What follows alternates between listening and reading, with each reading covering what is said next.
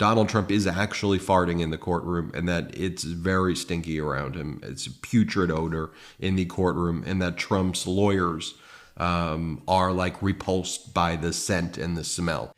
There is, I can't even believe we're doing this. There is a viral video and increasingly viral reports that Donald Trump is smoking out his lawyers with putrid flatulence, farts we're talking about here, in court during his criminal trial. And I am here to tell you, this remains unproven. It's extraordinarily titillating and salacious.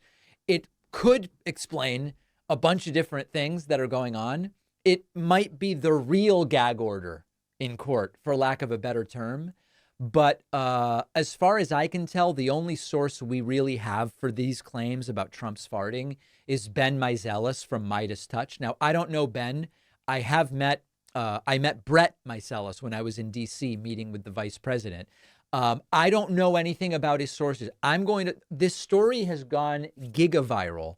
I'm going to play for you the origins of the story. And remember that this is it, and it's the sources that Ben names here. So let's listen to what the claims are. Returning to the court proceedings as well, Maggie Haberman reports that Donald Trump continued to fall asleep during the proceedings as well. And, you know, what I'm hearing from my sources as well is that, you know, and I'm hearing from credible sources who know what's going on in the courtroom. And what I'm hearing is that, take it for what it's worth, but that Donald Trump is actually farting in the courtroom and that it's very stinky around him. It's a putrid odor in the courtroom, and that Trump's lawyers are like repulsed by the scent and the smell.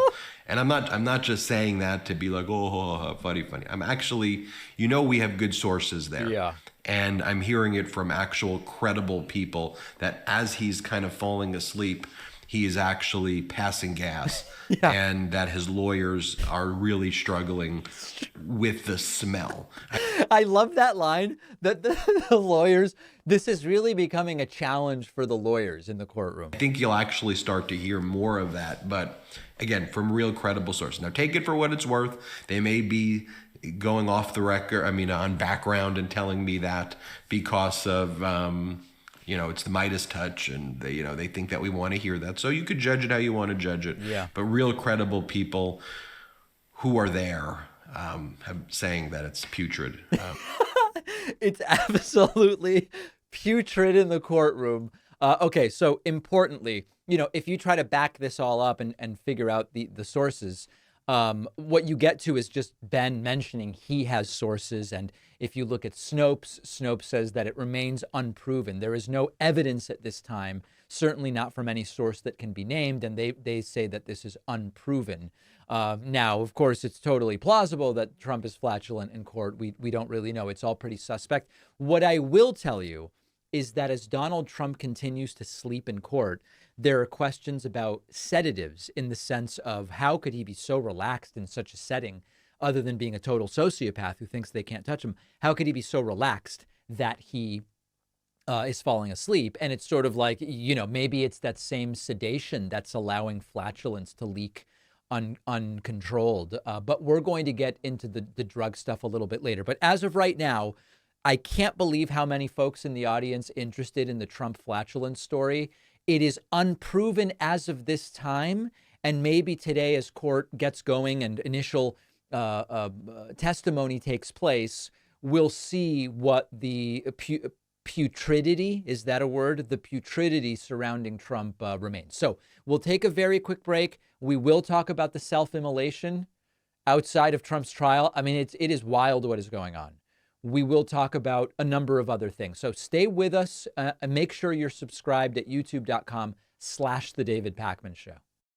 We all know someone who's been the victim of identity theft or accidentally downloading a virus, and it costs time, money, maybe your personal files. And what I've used for years to keep my devices safe from malware is Malwarebytes. I've been using this for years and years before they ever became a sponsor. And it's because Malwarebytes is just the standard. It gets great scores from the independent cybersecurity labs. It's almost always the top choice from consumer tech publications. CNET, for example, just declared Malwarebytes the best malware removal service of 2024. Malwarebytes' expertise and dedication to cybersecurity excellence just sets them apart from the other antivirus companies. They catch all kinds of threats that antiviruses often don't. You get comprehensive real-time protection against a huge variety of online threats, and it will detect and remove existing malware already on your devices as well. And now you can get the Identity Theft Protection Bundle to protect your entire family's personal information with live monitoring, alerts, recovery assistance, and up to $1 million in identity theft insurance. Malwarebytes has a special deal only for the David Pakman Show. You can get any Malwarebytes subscription for 50% off. That's half off at malwarebytes.com/Pakman. That's malwarebytes.com/Pakman to get half off your subscription. The link is in the podcast notes.